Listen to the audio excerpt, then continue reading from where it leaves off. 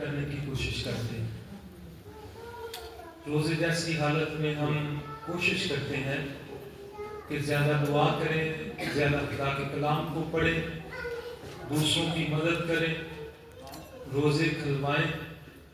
یہ خوبصورت عمل ہے جو ہر ایماندار کی زندگی میں ہونا چاہیے.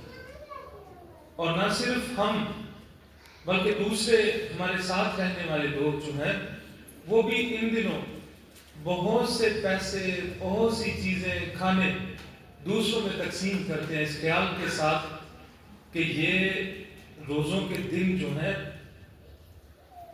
برکتوں کا سبب ہوتے ہیں، اس میں جو نیکیاں کی جاتی ہیں وہ زیادہ باعث برکت ہوتی ہے. اور یہ مہینہ جس میں ہم روزے رکھتے ہیں یہ ہمارے لیے خاص ہے، اور ہمیں کوشش یہ کرنی چاہیے کہ ہم زیادہ سے زیادہ روزے جیسی عبادت میں شامل ہو کر اپنے خدا کی عبادت کر سکیں، اپنے خدا کی قربت حاصل کر سکیں، اپنے خدا کے سامنے جھک کر شکر گزاریاں پیش کر سکیں، اپنے لیے، اپنی اولاد کے لیے، ان کی روحانی ترقی کے لیے، تعلیم و تربیت کے لیے، مسائل سے چھٹکارا حاصل کرنے کے لیے ہم روزے جیسی عبادت میں ہو کر اپنے خدا کے حضور جھکیں. اور ایمانداروں کے لیے لازم ہے کہ جو روزہ وہ رکھتے ہیں وہ خدا کے کلام کے مطابق ہونا چاہیے. ایسا نہ ہو کہ ہم بھوک بھی کاٹیں، روزہ بھی رکھیں اور خدا کے حضور اس کی کوئی اہمیت نہ ہو. کیونکہ جب ہم خدا کے کلام کے خلاف جا کر یا خدا کے کلام پر عمل کیے بغیر بھوک کاٹتے ہیں تو ہمارا وہ بھوک کاٹنا کچھ بھی معنی نہیں رکھتا. اثر اس وقت ہوتا ہے، فائدہ مند اس وقت ہوتا ہے جب ہم ساتھ خدا کے کلام کو بھی عمل میں لاتے ہیں. خدا کے کلام پر جب عمل کرتے ہیں، اس کے مطابق روزہ رکھتے ہیں، تو تب ہمارا خدا ہمارے روزوں کو قبول کر کے ہمیں برکت بخشتا ہے. اور آپ سب اس بات سے اچھی طرح واقف ہیں کہ ان دنوں ہم خدا کے کلام میں سے پہاڑی باز کا مطالعہ کر رہے ہیں. پہاڑی باز جو یسوع مسیح نے اپنی خدمت کے شروع میں اپنے شاگردوں اور دوسرے لوگوں کے سامنے کیا. پہاڑی پر بیٹھ کر جو یسوع مسیح نے خطاب کیا، اس نے دنیا کی تاریخ کو بدل کر رکھ دیا. اور اس پہاڑی باز پر، یعنی مقدس متی کی انجیل کے 5ویں باب سے 7ویں باب تک جو پہاڑی باز ہے، اس میں موٹی موٹی کتابیں مصنفین نے لکھی. یعنی ایک ایک لفظ، ایک ایک جملہ، ایک ایک ٹاپک جو ہے لمبی چوڑی گفتگو اس پر کی جا سکتی. لیکن تو بھی ہم چونکہ پہاڑی باز کا مطالعہ کریں اور ہم کوشش کرتے ہیں کہ ایک ایک موضوع کو زیر بحث لایا جائے اور اس پر غور کیا جائے.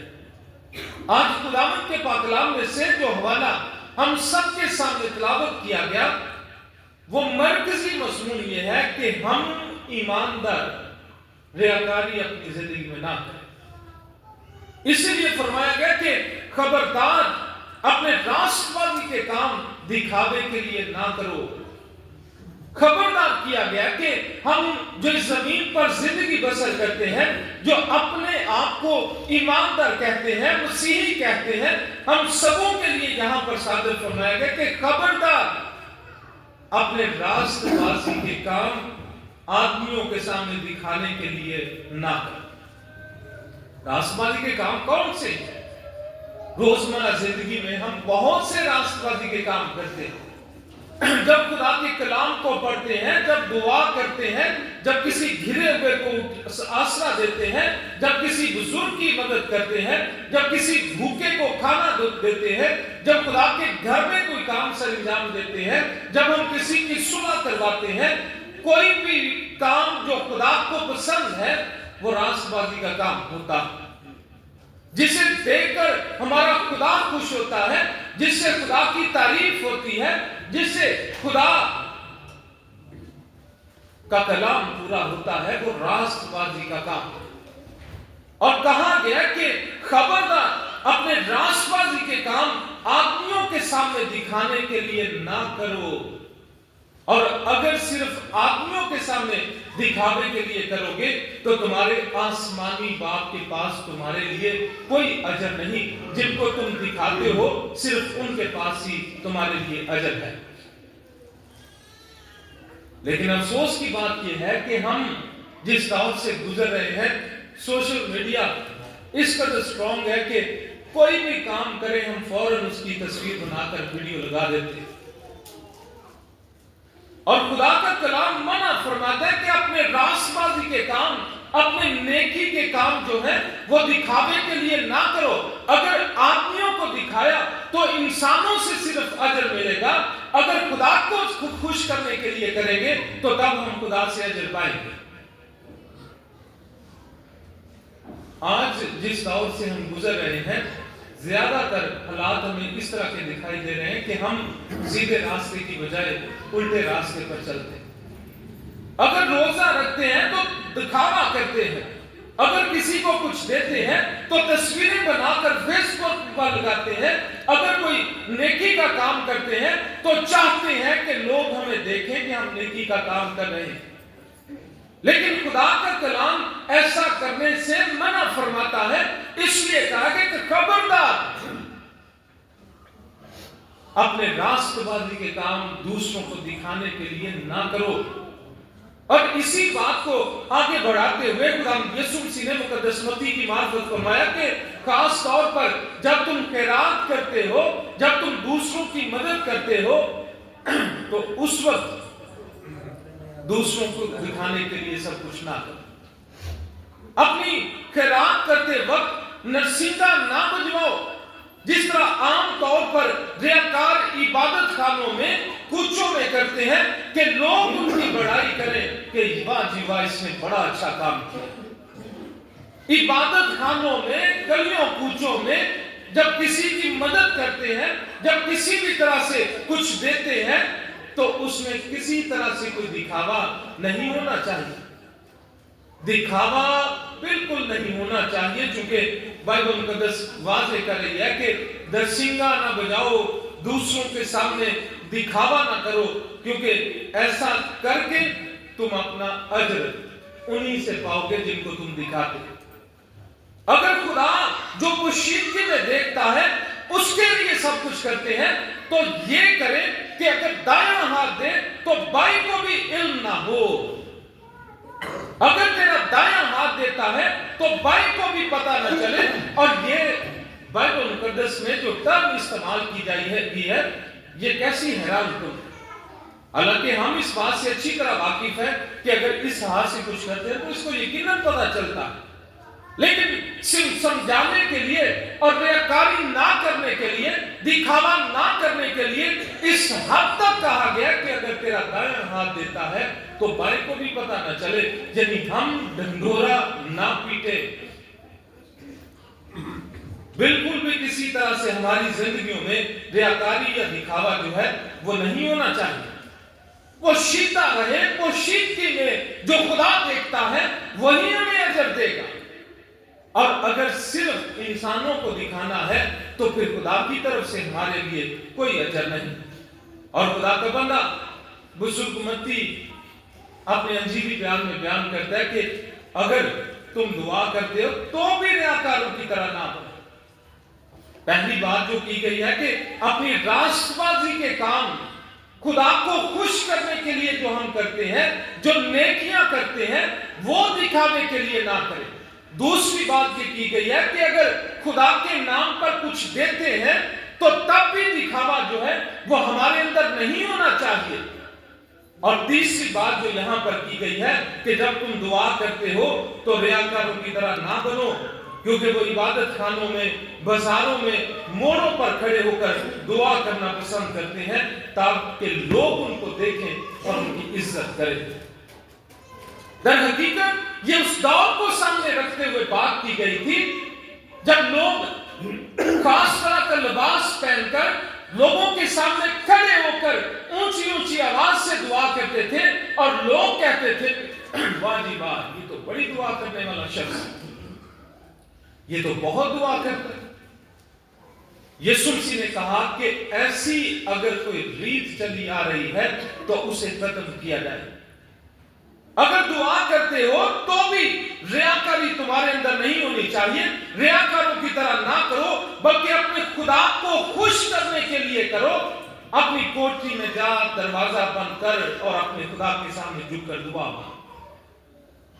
دل سے, روحانی طور پر دل سے اپنے آپ کو دعا کے لیے تیار کریں. اور اگر علیحدگی میں اپنے گھروں میں بھی دعا کرتے ہیں تو بھی دکھاوا نہیں ہونا چاہیے.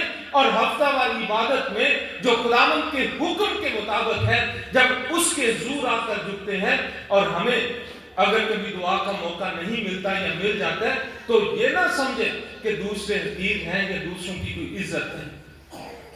جو خدا کے سامنے آ کر جھک جاتا ہے وہ خداوند کا منظور نظر ہے. خدا نے موقع دیا, روح القدس کے وسیلے سے تیار کیا اور اپنے سامنے آنے کا فضل بخشا. یہ خدا کی بڑی مہربانی. اسی لیے ہم اکثر یہ کہتے ہیں کہ جو لمحے خدا کے حضور میں گزرتے ہیں وہ ہماری زندگی کے سب سے خوبصورت لمحات ہوتے ہیں. اپنے خدا کے سامنے جھک جائیں, اپنے آپ کو خدا کے سامنے پیش کریں, اپنی حالت کو خدا کے سامنے پیش کریں, اور ریاکاری جو ہے اسے اپنی زندگی میں قطع نہ آنے دیں. فرمایا گیا کہ جب تم دعا کرتے ہو تو غیر قوموں کے لوگوں کی طرح بک بک نہ کرو. NIV بائبل کا ایک ترجمہ, اس میں لفظ لکھے گئے ہیں کہ رٹے رٹائے لفظ جو ہیں وہ بھی دعا میں بار بار استعمال نہ کیا گیا. دوسری قوموں کی طرح, کیونکہ یہودیوں کو دوسرے لوگوں کے سامنے رکھ کر یہاں پر بات کی گئی ہے کہ وہ دعائیں کرتے ہیں اور ایسے ایسے لفظ بولتے ہیں, رٹے رٹائے الفاظ بولتے ہیں, پتہ نہیں ہوتا کہ وہ کیا کر رہے ہیں. صرف رسماً دعا کی جاتی ہے اور ایسی دعائیں اتنا پسند نہیں کرتے. ہم میں سے بھی بہت سے لوگ ہیں جو اس طرح سے کرتے ہیں, لفظ استعمال کر لیتے ہیں لیکن پتہ نہیں ہوتا کہ دعا میں لفظ کون سا ہم استعمال کر رہے ہیں. سنیں اور اسی کو چلانا شروع کر دیتے. پچھلے دنوں میں ایک جگہ پر تھا اور وہاں پر ایک بچی دعا کر رہی تھی اور وہ اکثر اسی طرح سے دعا کرتی تھی. وہ دعا میں ایک لفظ استعمال کرتی تھی, خدایا تیرا شکر ادا کرتے ہیں تو نے قیمتی موقع بخشا. یہ قیمتی لفظ ڈکشنری میں کوئی ہے ہی نہیں, تو یہ کہاں سے آ جاتے ہیں؟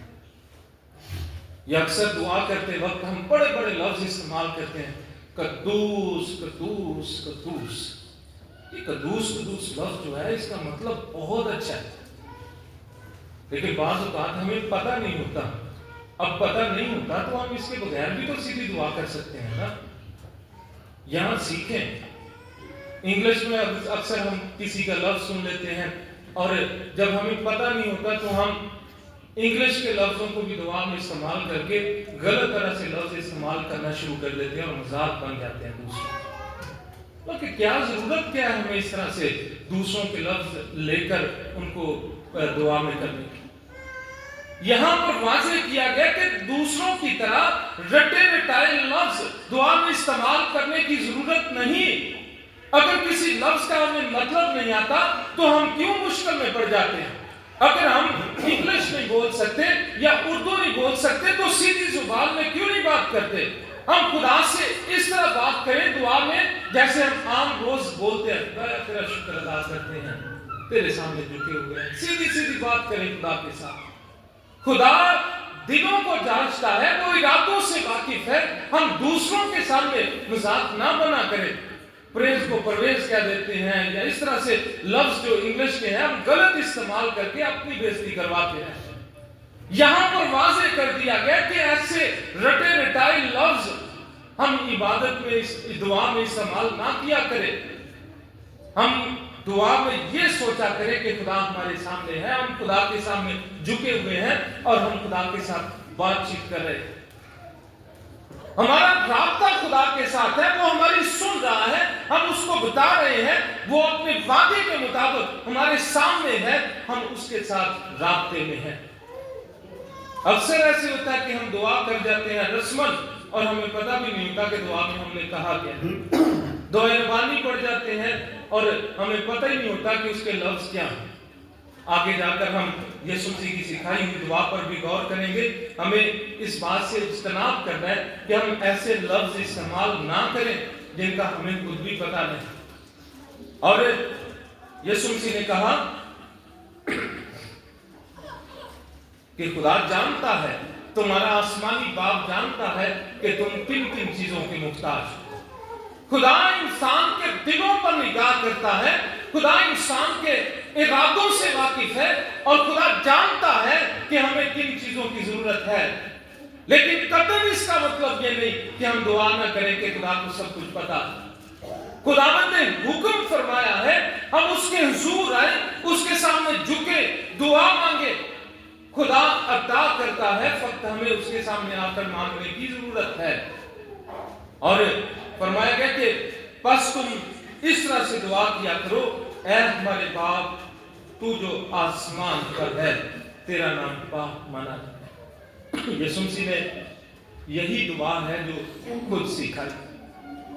यीशु मसीह ने अपने शागिर्दों से और दूसरे लोगों से कहा कि इस तरह से दुआ किया करो कि ऐ हमारे बाप, यानी यीशु मसीह ने खुद हम सबों को ये हुक्म दिया कि हम खुदा को जब पुकारते हैं तो सीधे लफ्जों में कहें ऐ हमारे बाप, यानी बाप कहकर हम खुदा को मुखातब कर सकते हैं। और ये रुतबा, ये इज्जत सिर्फ यीशु मसीह पर ईमान रखने वाले लोगों को है मिली है कि वो खुदा को बाप कहकर पुकार सकते हैं।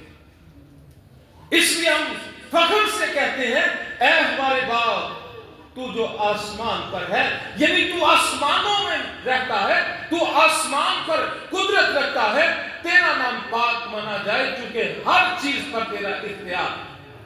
आसमानों को तूने बनाया, जमीन को तूने बनाया, हर चीज तेरे तसर्रुफ में है, इसलिए तेरा नाम पाक माना जाए।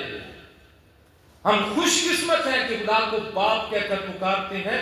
और जब बाप कहते हैं तो कभी भी हमारे दिलों से ये बात नहीं निकलनी चाहिए कि बाप अपने बच्चों को सब कुछ देना चाहता है।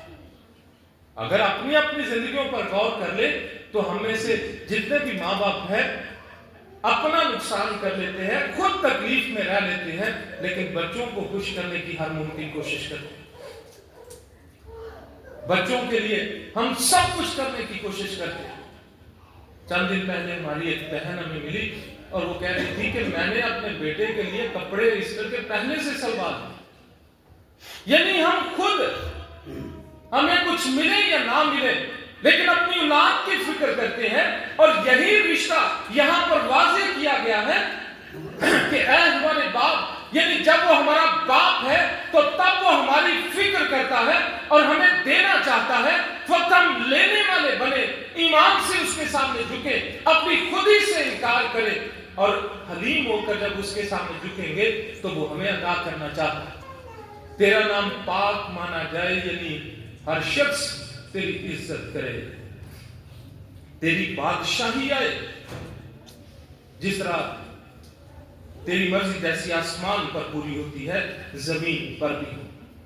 तेरी बादशाही है, चूंकि खुदावन बादशाह है और कायनात की हर चीज पर उसका इख्तियार। इंसानों को वो बनाने वाला और हम में से हर किसी को सब कुछ अता करने वाला हमारा खुदा, उसकी बादशाही आई, यानी हर शख्स खुदावंद के सामने झुके और खुदा के नाम को मुबारक कहे। हर घुटना यीशु मसीह के सामने झुके और ऐलान करे कि खुदा ही सब कुछ है। तेरी मर्जी जैसी आसमान पर पूरी होती है, जमीन पर भी हो। यानी हमारे खुदा की मर्जी कुल्ली तौर पर आसमान पर पूरी होती है। फरिश्ते हर वक्त उसको कद्दूस कद्दूस कहते हैं, यानी पाक खुदा, मुकद्दस हस्ती, हर वक्त उसको कद्दूस कद्दूस कहते हैं। उसकी आसमान पर मर्जी पूरी होती है, जमीन पर भी उसकी मर्जी पूरी होनी चाहिए और वो मर्जी हम में से हर किसी में होकर पूरी होती है। जब हम गुनाहों को छोड़ते हैं, जब हम बदी से दूर रहते हैं, जब हम खुदा के कलाम के मुताबिक चलते हैं, जब हम दूसरों से यीशु मसीह का प्यार बांटते हैं, तो तब हम खुदा की मर्जी को पूरा करते हैं। जैसे आसमान पर खुदा की मर्जी पूरी होती है, उसी तरह जमीन पर भी उसकी मर्जी पूरी होनी चाहिए। اور فرمایا گیا کہ ہماری روز کی روٹی آج ہمیں دے۔ یعنی جس طرح تو ہر روز ہماری ضرورتوں کو پورا کرتا ہے، ہمیں کھانے کے لیے دیتا ہے، خدایا تو آج بھی ہمیں عطا فرما۔ نہیں کہ بہت زیادہ ہمارے پاس ہو، ہم خدا کے سامنے جھک کر کہیں کہ خداوند تو ہماری روٹی ہمیں آج کی بھی دے، اور آنے والا وقت جو ہے وہ بھی تیرے ہاتھ میں ہے۔ جس طرح تو روز ہمیں دیتا ہے تو آج بھی مہیا کر۔ ضروری نہیں کہ ہم 2 مہینے یا 6 مہینے کا سامان اپنے گھروں میں رکھ لیں۔ خدا کے سامنے ایمان سے جھکے رہیں، مانگتے رہیں، کہیں دل سے، جب بھی خدا کے سامنے جھک کر دعا مانگتے ہیں خدا تو ہمیں روز کی روٹی آج بھی دے۔ دعا ربانی کے لفظوں پر غور کر کے جب ہم اس دعا کو کیا کریں تو یہ دعا سب دعاؤں کی سردار، اور اس میں خدا یسوع مسیح نے وہ بھید ہم سبوں پر اشکارا کیے ہیں جن کے بغیر ہم برکتوں سے محروم رہ جاتے ہیں۔ رسمی طور پر اس دعا کو کبھی نہ پڑھا کرے، بلکہ اس کے ایک ایک لفظ پر غور کر کے ہم اس دعا کو پڑھا کریں۔ اور کہا گیا کہ جس طرح ہم نے اپنے قرض داروں کو معاف کیا تو بھی ہمارے قرض ہمیں معاف کر۔ اور بعض اوقات ہم یہ بھی کہتے ہیں کہ جس طرح ہم اپنے قصور والوں کے قصور معاف کرتے ہیں، خدایا تو بھی ہمارے قصور ہمیں معاف کر۔ یہاں پر ہم اپنی ذات کو پریزنٹ کر رہے ہیں کہ جس طرح ہم دوسروں کے قصور معاف کرتے ہیں، قرض معاف کرتے ہیں، خدایا تو بھی ہمارے قرض ہمیں معاف فرما۔ لین دین کے معاملے میں یا اگر کسی نے کوئی قصور کیا ہے، ہمارا نقصان کیا ہے، تو تب بھی اسے معاف کریں تو خدا ان کے پاک کلام کے مطابق ہم عمل کر رہے ہیں۔ اور جس طرح خدا کے سامنے ہم کہتے ہیں، اپنے آپ کو پیش کرتے ہیں کہ ہم نے دوسروں کے قصوروں کو معاف کیا تو بھی ہمارے قصوروں کو معاف فرما۔ کیا ہم دوسروں کے قصور معاف کرتے ہیں؟ دوسروں کی غلطیاں معاف کرتے ہیں؟ اگر نہیں کرتے تو اس کا مطلب یہ ہے کہ ہم جھوٹ بول کر خدا کے سامنے مجرم ٹھہرتے ہیں۔ ہمیں دوسروں کو معاف کرنے کی تعلیم دی گئی ہے، اور دعائے ربانی میں ہم اقرار کرتے ہیں کہ جس طرح ہم نے دوسروں کے قصور معاف کیے، خدایا تو بھی ہمیں معاف فرما۔ خدا معاف کرنا چاہتا ہے، لیکن ہم معاف کرنے والے ہوں گے تو تب ہمیں معافی ملے گی۔ اور فرمایا گیا کہ ہمیں آزمائش میں نہ لا، برائی سے بچا، قدرت، بادشاہی اور جلال ہمیشہ تیرے۔ آزمائشوں کا زندگیوں میں آنا لازم، اور خدا کے سامنے جھک کر یہ دعا کرتے رہیں کہ خداوند کوئی ایسی آزمائش نہ آئے جو ہماری سطح سے باہر۔ خدا کے سامنے جھک کر دعا کرتے رہیں کہ خداوند تو ہمیں آزمائشوں میں نہ پڑنے دے، ہمیں برائی سے بچا، بری راہوں پر چلنے سے بچا، تاکہ ہم سیدھے راستے پر چل سکیں اور تجھے پسند آ سکے۔ ہمیں بدی سے بچا اور ہمیں سیدھے راستے پر چلنے کی توفیق دے، کیونکہ ہمارا ایمان ہے کہ بادشاہی بھی تیری ہے، قدرت بھی تیری ہے اور جلال بھی تیرا ہے۔ ہر چیز تیرے اختیار میں ہے، اور ایمان سے جب تیرے سامنے آتے ہیں تو خداوند ہم تیری رحمتوں اور تیری برکتوں کو پاتے ہیں۔ تو خدایا روح القدس کے وسیلے سے ہمارا استاد، تاکہ ہم سچ مچ وفاداری سے تیرے ساتھ چل کر تیری رحمتوں اور تیری برکتوں کو پا سکیں۔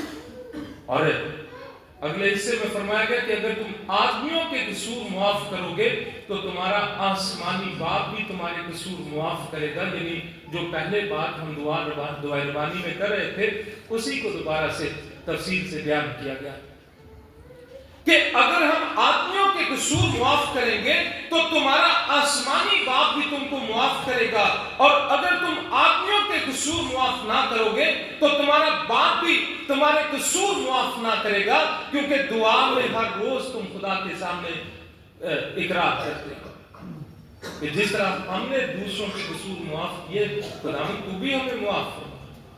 لیکن انسان ہے، دلوں میں باتیں جب باندھ لیتے ہیں تو سالوں تک وہ بنی رہتی ہیں اور ان کو دل سے نکالنا ہی نہیں چاہتے، معاف کرنا ہی نہیں چاہتے، باتوں کو دلوں سے نکالنا ہی نہیں چاہتے، سالوں تک ہماری ناراضگیاں چلتی رہتی۔ اور दुआ में हम सुबह दोपहर शाम ये कहते हैं कि खुदाया जिस तरह हमने दूसरों के कसूर माफ़ किए तो भी हमें माफ़ करो।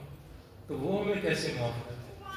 उनके तफसीर में ये बताया गया कि अगर तुम आदमियों के कसूर माफ़ करोगे तो तुम्हारा आसमानी बाप तुम्हारे कसूर माफ़ करेगा, और अगर आदमियों के कसूर माफ़ ना करोगे तो तुम्हारा आसमानी बाप भी तुम्हारे कसूर माफ़ ना करेगा। गौर करें अपनी जिंदगियों पर कि हम किस तरह से जिंदगी बसर करें, क्योंकि आज हमने ये सीखा कि ईमानदार जो है उनकी जिंदगी में रियाकारी दिखावा हरगिज़ नहीं होना चाहिए। जो कुछ करें ये जानकर करें कि खुदावंद के लिए करते हैं, ना कि इंसानों के।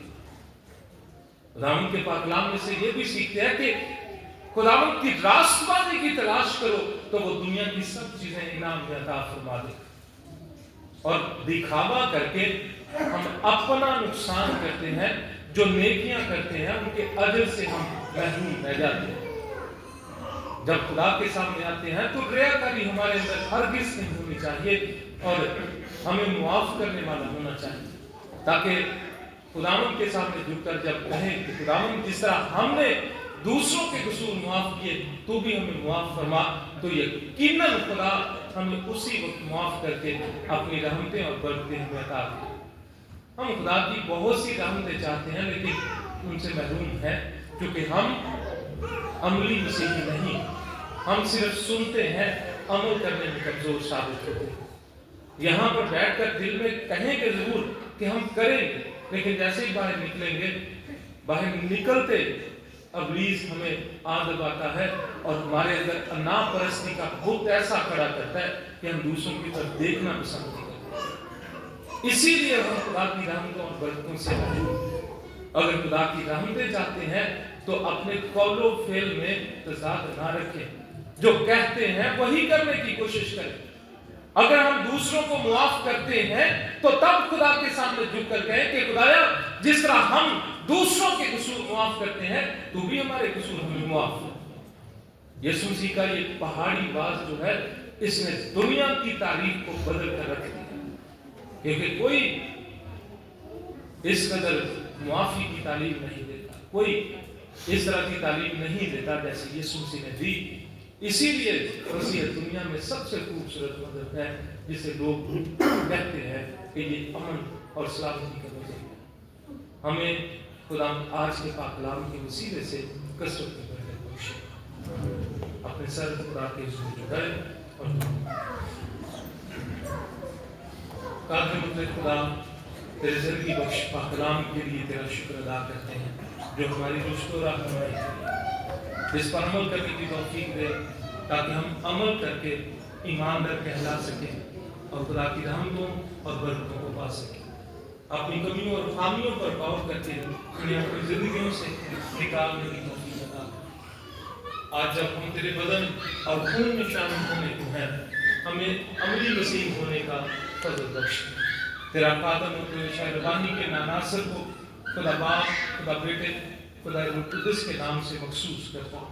तेरे लोग जब इस रस्म में शामिल हों, यीशु मसीह की मौत, यीशु मसीह के बदन, यीशु मसीह के खून को याद रख सके। शायरबानी की रस्म में जो मुआमन है खुदा उनको तेरे हाथों में देता हूँ। खुदा रस्म की अदायगी में अपने लोगों का मददगार बनाए।